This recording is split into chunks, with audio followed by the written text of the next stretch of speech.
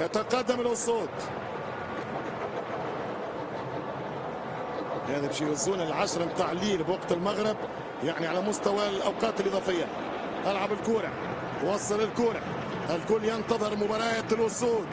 أسود الأطلسي ضد أسود غير مروضة من الكاميرون. الكرة تمشي لمنتخب التيرانجا، هي الملعوبة، هي العرضية، وهو الهدف الأول للأسود. يشعل المباراة اندياي. هكذا هي الأسود تنتظر، ينتظرون النسر يهبط على مسافة متوسطة. أين الأسد يقدر يطلع ويقفز ويجيبه بالمخالب. الأسد السنغالي يفتح بوابة التسجيل.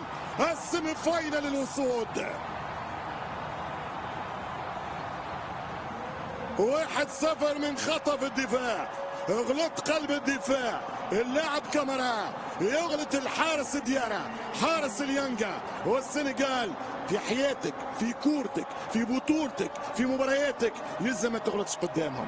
1-0 ندياي لاعب التوفيس ايفرتون، نجم الجوديسون بارك في البريمير ليج. شوف الخرجه، شوف الصعود، شوف التوزيع، شوف حارس يلعب والكره تضحك والنتيجه تزهى والسنغال تسجل والأسود تتقدم والسيمي فاينل ينادي والبطوله تناغي والنتيجه التيرانجا 1-0. خطا قاتل.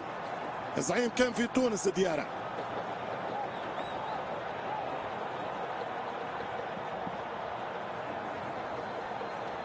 واحد 0 للمنتخب السنغالي.